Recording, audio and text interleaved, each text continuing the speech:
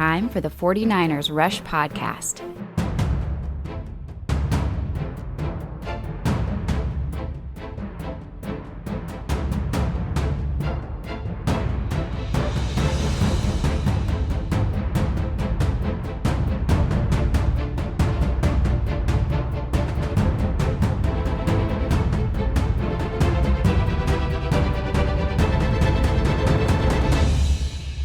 Here's your host, John Chapman. What is going on, faithful? Welcome to another 49ers Rush podcast with your host, as always, John Chapman. It is Sunday, and Sundays are for football. It doesn't matter what is going on. We will be here talking some type of 49ers NFL football. Just because there's no games doesn't mean that stops. And today's a special day for me. The school I teach at, it is our high school graduation today, which is a big deal. I teach seniors. So this is a big day, but that's not going to stop us from getting a podcast out. So I woke up extra early this morning to record this and to get out some content today because, again, I believe in tradition and sticking with schedules. That's very, very important to me. So what we're going to be doing today, a little bit of a special episode. I had the privilege of recording a crossover episode with two of my favorite follows and the 49ers Cutback podcast. So what we're going to do is, we agreed to kind of jointly share this video, which is awesome. And we just get into a whole bunch of 49ers. And I think you're going to really, really enjoy it.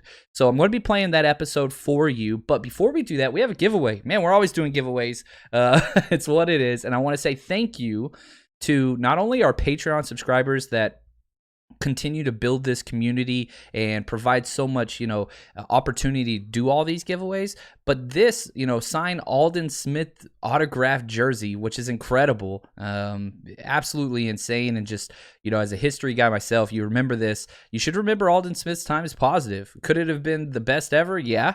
But still, he helped get us to the Super Bowl. And, I had a Patreon subscriber reach out and say, hey, I want to give this away to support the community and the podcast. And I just want to say thank you. That's incredible. Now moving on to who won this. Thank you to everybody who went and followed us on Instagram, hoping to kind of blow that up and get that to where it should be. If you're not following us yet, please go do so. 49ers Rush Podcast on Instagram.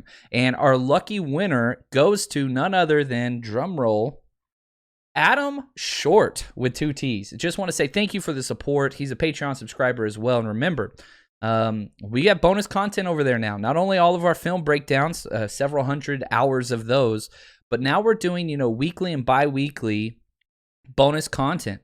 So we put out a podcast last Thursday just for Patreon. So head over there, patreon.com, 49ers Rush Podcast. And again, if you subscribe to the Frank Gore or the Jerry Rice tier, you get extra content. A whole extra podcast is over there, just waiting for you guys. So you can go check that out there. Just want to say thank you for the support. And man, I hope that you guys not only enjoy today's episode because it's really, really good, but also, man, go hit subscribe for these guys.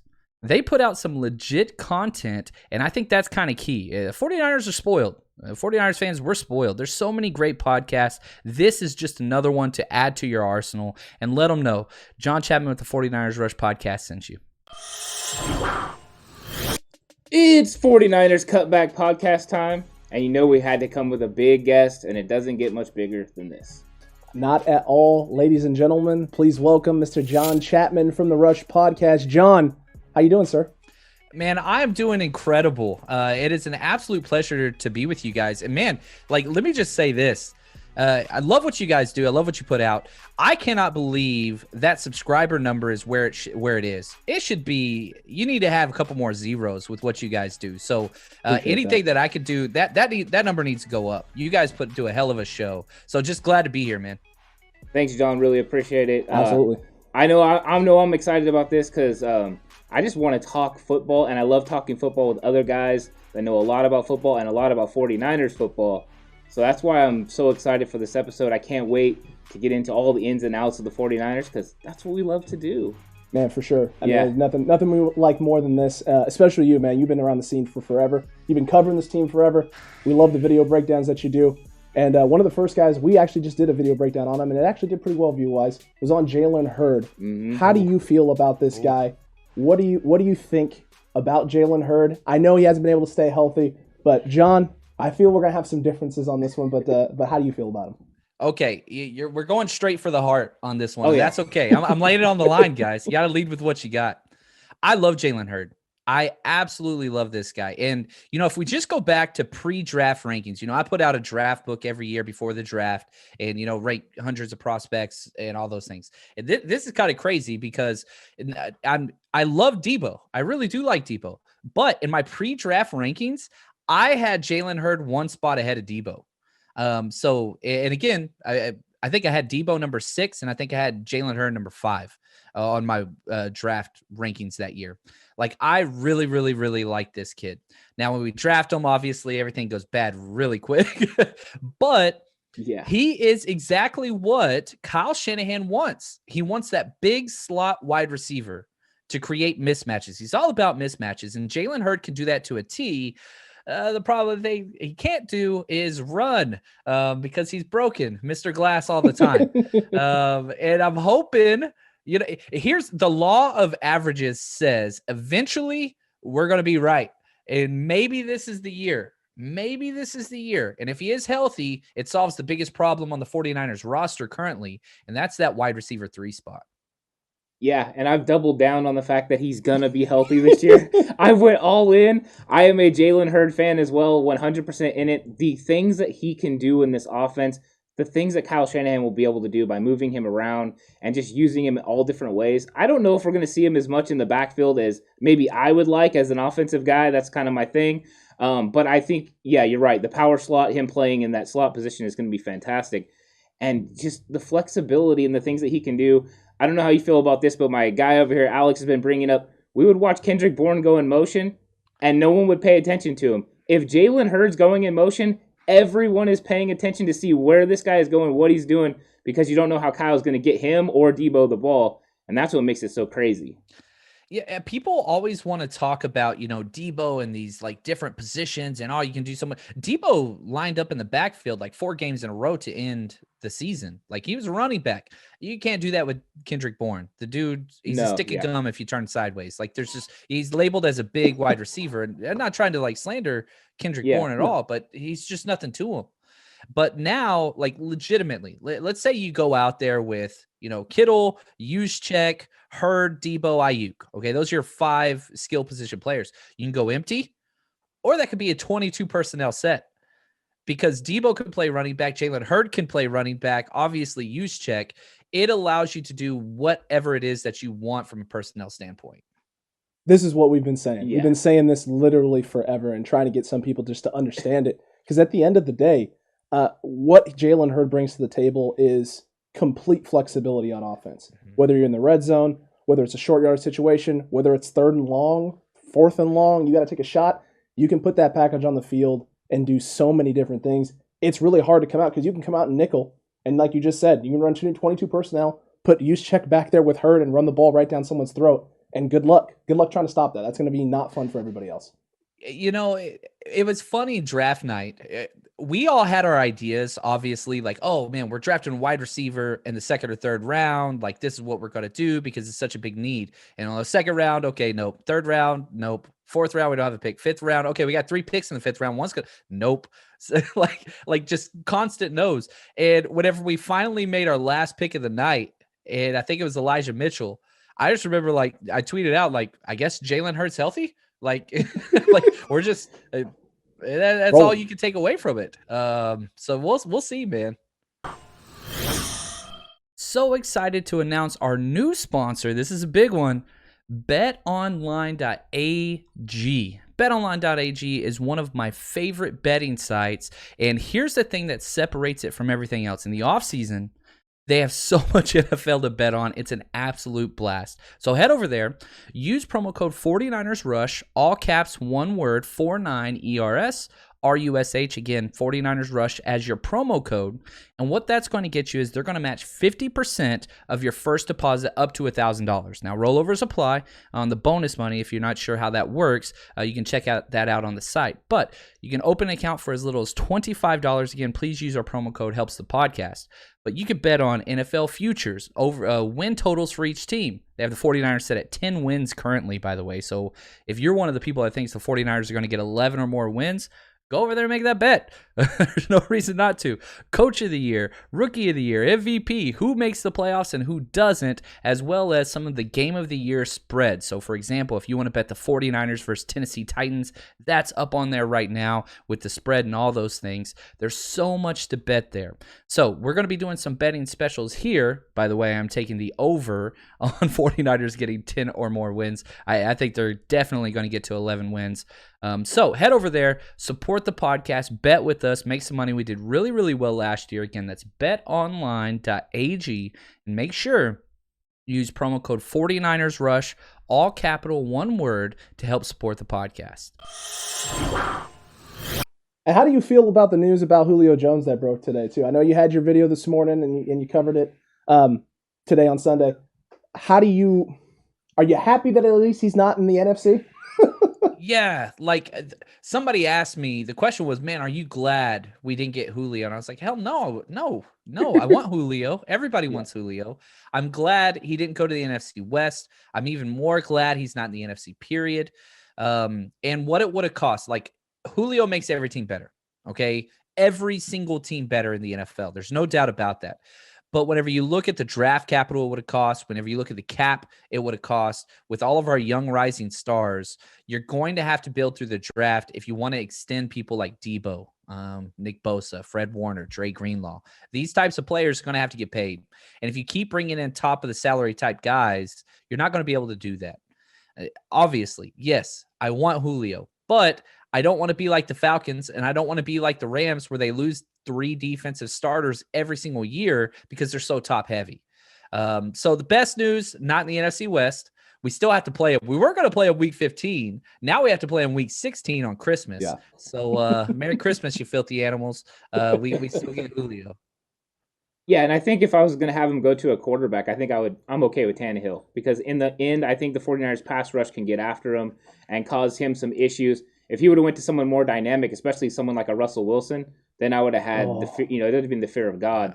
But it's not happening, thank God. And you're right. And Tennessee still has no defense.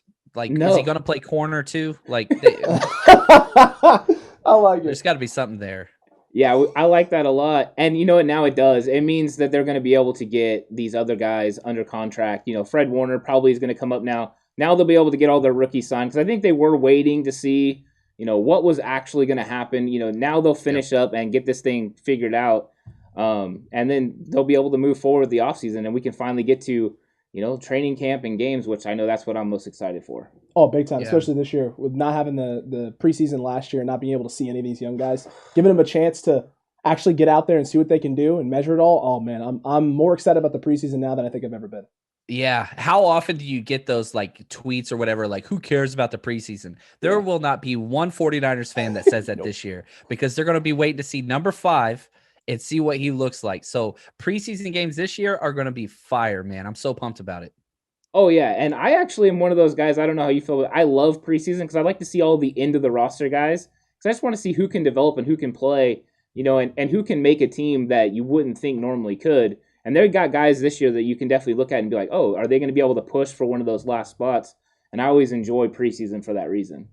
Yep. Oh, big time. And this roster, like the NFL is transitioning 2 different directions. In the NFC West, you have Seattle and you have the Rams, where it's just top heavy. There's some elite talent at some key positions, and then it's just a bunch of guys like that are, NFL journeymen, whatever else. The 49ers are not doing that. They literally have 12 offensive linemen that could legitimately make this roster. You look at the defensive side, it's the same thing. Like, there are going to be camp battles this year. And we're talking like, man, that number 3 tight end spot's going to be killer. Like that's where the 49ers are now, because there's just so many guys that, like, good Lord, how do you make this roster? It's going to be very, very difficult. So, yeah, so many camp battles. Preseason is going to be a blast. Hopefully no more injuries take place. I know they will. But, and I feel like this team's built to sustain injuries for the first time. 3 out of 4 Kyle Shanahan years have been ruined by quarterback injuries or whatever else. Well, guess what? If our quarterback gets injured now, we got better. Yeah. And so they've drafted in a way that really, outside of wide receiver and maybe cornerback, you can handle some injuries. No, man, I agree with that. 100% agree with you on that there. And speaking on that O-line, what are you looking most forward to from that offensive line? What position battle are you looking most forward to? Which one do you think is going to have the biggest impact? And then overall, in general, how do you feel about the O-line? Because like you said, I feel like they addressed it. They got deeper, and they got better, which, I mean, some people, I've talked to some fans, and they don't feel that way. They feel Alex Mack is old. They feel Daniel Brunskill can't get it done. Maybe they're not sold on Aaron Banks, but how are you feeling? I love it. The 49ers O-line isn't bad. It wasn't bad. It had some issues, like most teams do, but you have some elite pieces. You have the best left tackle in football. Argue with me on that one, you're going to lose. Right tackle, okay, a lot of people don't like McGlinchey because one or two beat writers just have it out for him, and that's fine. The dude was the highest graded run blocking tackle, left tackle and right tackle in the entire NFL. He had a better grade than Trent Williams. Now, I know it's not all about PFF grades and all those things, but trust me, he's a good right tackle. Does he have a couple mess ups every game? Yes. He's added some size. Let's see if that goes. But still, like, I forget which podcast I was listening to. I don't know. It's one of the draft podcasts. They were going around creating NFC West teams. Like, you go through the roster, pick the best, whatever. There were three, pundits on there. All three of them picked Trent Williams and Mike McGlinchey as your left or right tackle. Like, so just understand, like, if you get rid of Mike McGlinchey, who do you want to take his place? He's a top, I don't know, 10 to 12 right tackle in the NFL. Like, that's what he is. Maybe he takes a step forward. Lakin's solid. I don't have a problem with Lakin. He's not great, but again, he's solid. Should be extended this year. I think he could be extended. The draft kind of says otherwise, but you upgraded 40% of your starters. Okay, let's find. You don't like Alex Mack. He's old. Same people want to trade for Julio. Like, pick. Yeah. Where are pick a you? lane at some point, right? Yeah, like pick a lane at some point. It's what it is, and he's going to be able to step in over Brunskill and make everybody better on the interior. You draft Aaron Banks, which I love the pick. I didn't love the pick the day of because, I was going through my draft write-ups, and once you get to interior linemen, you're like, okay, you can only do so many guys. Like, you can't grade them all. And you start doing, like, crossing out guys. Oh, he's too big. Kyle Shanahan doesn't want him. Yeah, I'm not even going to grade him. Wrong. Wrong. That is literally exactly what happened here. We went through interior offensive linemen, and we're like, Aaron Banks, he was solid, but he doesn't fit that Kyle Shanahan mold of guard. Should we even break it? No, let's focus on other guys. And then it was Aaron Banks. But I like it. And so you address 2 out of 5 starters. You got 2 out of 5 new starters. And even though Aaron Banks is a rookie, he started 3 straight years and didn't miss any games at left guard. He's going to play right guard for us. But I think he starts day one over Brunskill. I really, really do. And I think he's the only rookie that starts week 1.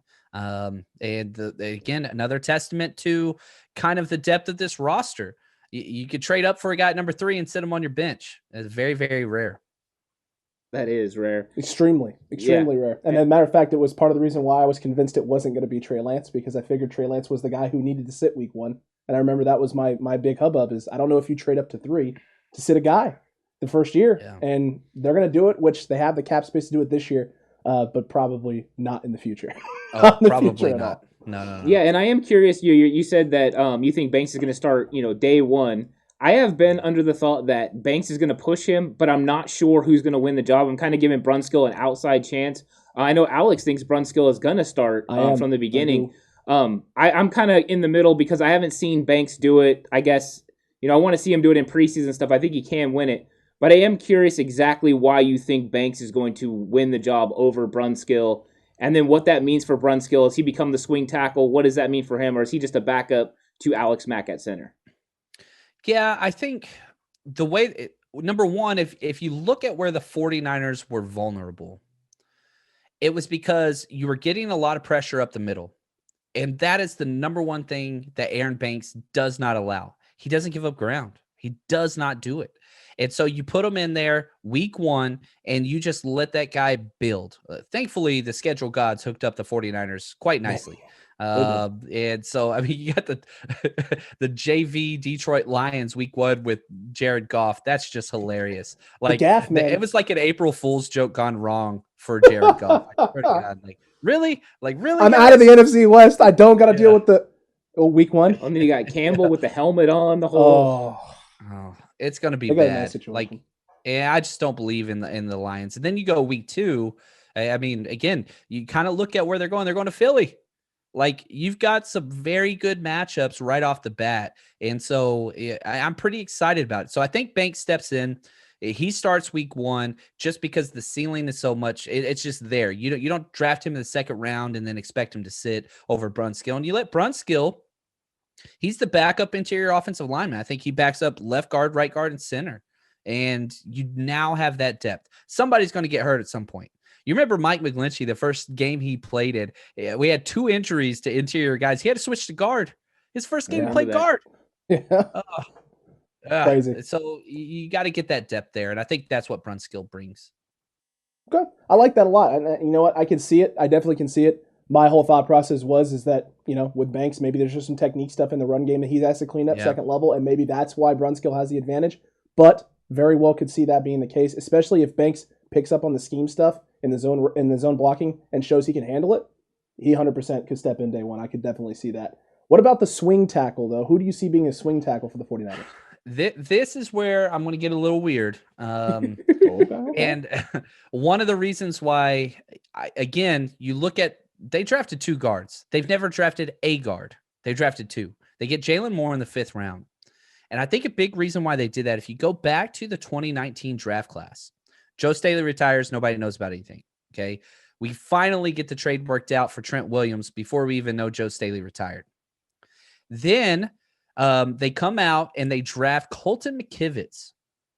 And John Lynch lets it slip that, if we didn't get, Trent Williams, we were going to draft Colton McKivitz to compete for that left tackle spot in the 4th round, or 4th or 5th round. I don't remember exactly where it was.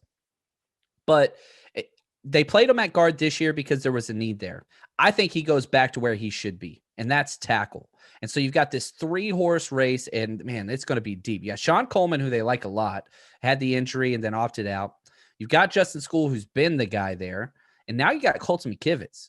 I'm betting on Colton McKivitz to win that job. I think that's where he should play. But we'll have to see. I love his attitude and the nastiness to it. Justin School came in last year against the Packers. I don't know if you remember. That was the COVID game where we lost everybody. The bonanza. That was awful. It was bad. So I'm hoping that Colton McKivitz kind of gets the win there. And it seemed like Justin School in 2019 kind of showed, that he was capable when he had to play in 2019, and then all of a sudden it was like he kind of fell off. And I remember they even moved Brunskill over there for a little bit. Just trying to figure out, what to do with him. I think you're right. McKivitz plays with more of an anger and more of a hostility when he's playing. He's more aggressive than Skule. Skule seems more passive. And also Skule tends to just get knocked around a lot. He gets off balance. And I keep waiting for him to get bigger, and he's just not. So I think you're right. I think McKivitz is the better option there. As far as Coleman goes, I just think he's kind of more on the outside looking in, because I do think they would favor the other 2 guys. But I do like McKivitz. You're right. He has really solid technique. And I thought for a minute he was going to push last year to be the guard, and he just didn't perform the way I think we were all hoping. But that's a lot to ask of a rookie, especially somebody that they got in the 5th. But you're right. Lynch did say they had a way higher grade than a 5th round on him. Yeah, it's just not where he belongs. Like, that's just not his build. Yeah. You watch his what he did. I thought center or tackle, that's where McKivitz needed to play. I hated guard for him, but you watch his film at West Virginia, which was hilarious because he just loves to punch people after the whistle. It's kind of fun. I like guys like that, especially on the O-line. Definitely on the O-line. That's my favorite part. Yeah. You want that little bit of a bully mentality, right? Just a little bit. Not too much, but I love the bully mentality. I think that's what Banks is going to bring. Yeah. I think he's going to add to that, is that kind of that extra bully mentality, and also with our guy at right tackle, McGlinchey. He's also going to be bringing a bully mentality, which is why I love him so much, because of the run blocking. Yeah, I can deal with it as soon as the play action. I don't know, John. Once they get the run game going and the play action going, it's going to be easier for McGlinchey to block, because then he doesn't have to do a straight kick slide and drop back and take these defensive ends one-on-one. They can slide, protect, move the pocket, and all that. It just benefits him. And then you add in a mobile quarterback eventually to that, and it just, good times ahead for 49ers fans. That is for sure. Yeah. That is for sure. I want to go off topic here a little bit, because I think you and I share a very, very fond spot for 49ers wide receiver Brandon Aiyuk. That kid is good. Thank you. I was wrong. Okay, let's start there. I was not as high on Brandon Aiyuk because I hate the system that they run at Arizona State. I can't stand it for wide receivers. I don't like it at all. I didn't like N'Keal Harry coming out. I was right on that one, but I was way wrong on Brandon Aiyuk, and it didn't take long at all to see what he brought to the table. And man, just think about all the craziness that Brandon Aiyuk is causing, okay? Because it came out, the Packers were trying to trade up for Brandon Aiyuk as well, and we beat them to the punch. They would have got Brandon Aiyuk, and that would have been there with Aaron Rodgers. He would have been happy. He would have been in OTAs. Everything would have been merry and sunshine there in Green Bay. Well, the sun doesn't shine there, but whatever else. Everything would have been great. Instead, they got Jordan Love, a pissed off Aaron Rodgers, and now their franchise is about to fall apart. And I'm not even a little bit upset. But power of Brandon Aiyuk. I'm telling you, man, I love this guy. I think that people miss the greatness that he brought his rookie year because of Justin Jefferson kind of went off and had his year. And you got to give him props. What he did was bananas. But golly, Brandon Aiyuk is that damn good. He has the potential to be a top 10 wide receiver in this league. And I don't think there's any doubt who the number one wide receiver on this team is currently. I like that a lot because there are going to be people who try and argue with you on that, John. But the way this man runs routes coming in as a rookie is absolutely incredible. It's the thing that kind of blew my mind the first game I saw him play. How clean they are, how crisp they are, how creative he is as a rookie coming in. Some of the ways that he gets open just blew my mind, man. He's so good. He's so good. I can't wait to see him take the top off the defense a little bit more this year, and hopefully Jalen Hurd can get on the field and stay healthy as well, because if Jalen Hurd's out there occupying one side of the field, getting deep routes, getting vertical, and you can put Aiyuk in space one-on-one, Jimmy has a little more time because the O-line's healthy, a couple more deep shots, maybe just a few 50-50 balls. I'm not asking for a lot, just a few. Just give the man a chance.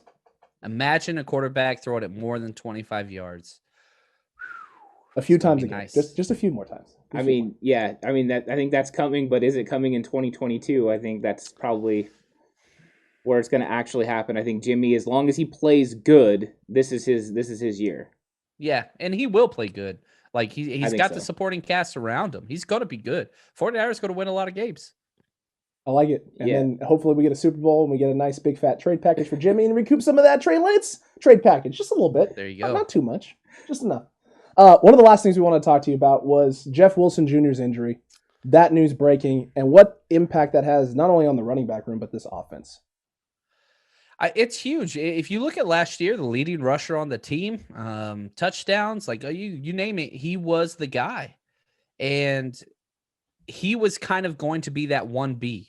We draft Trey Sermon and we draft Elijah Mitchell. You sign, Wayne Gallman, and you're like, okay, we're bolstering this running back room. Well, the hit's already started, and so he's going to be out for a minute.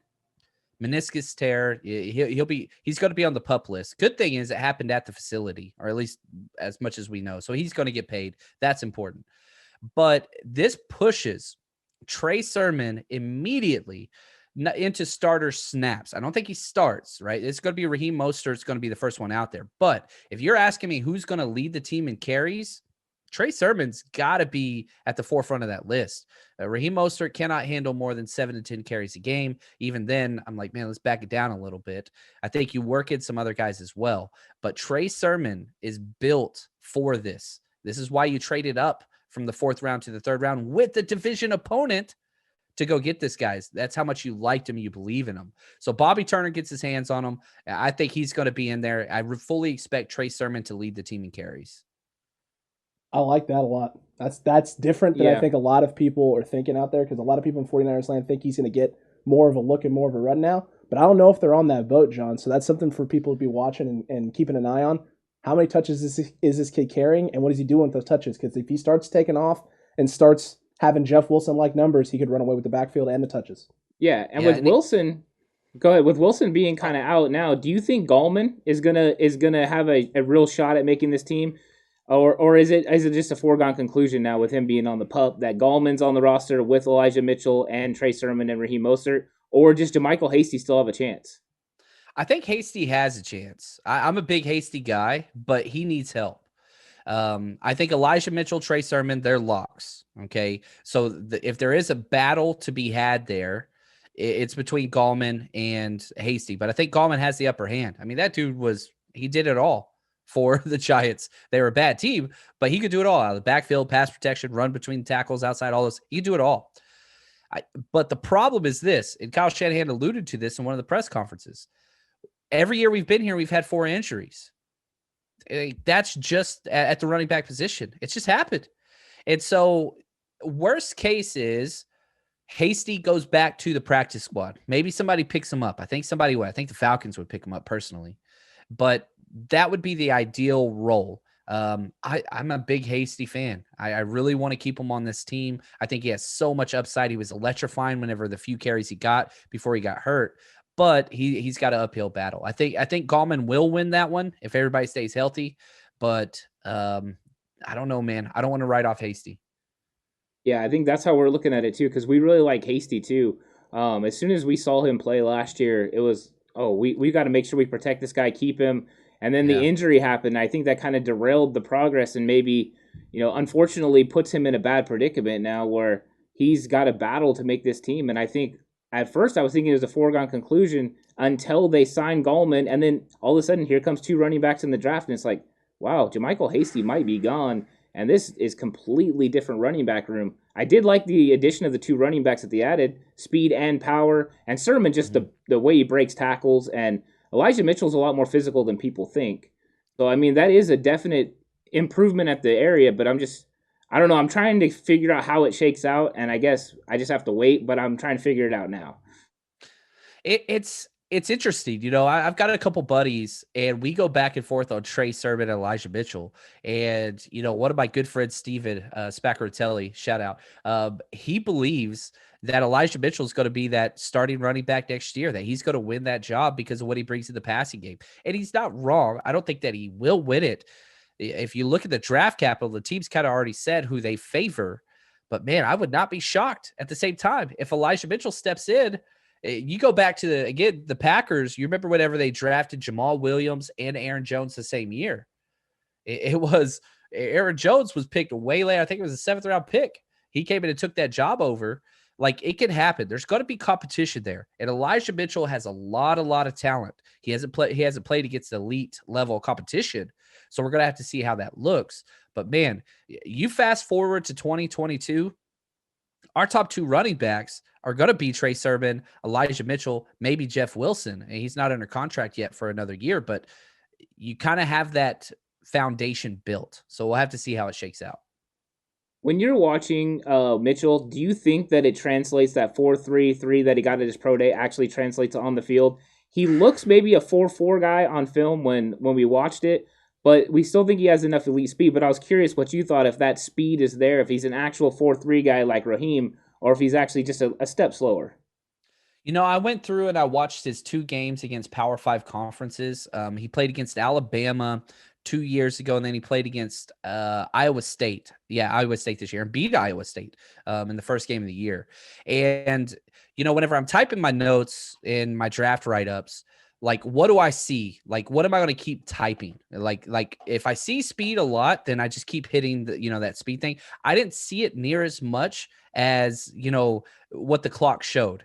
I think that he is a legitimate kind of 4.4, 4.3 guy, but no, I'm with you there. I just don't think that's really what he brings to what I kept writing. I'm opening up my notes now. I apologize. I didn't have this open. You're good. I wrote speed slasher. Okay. Big play threat, hits the hole well.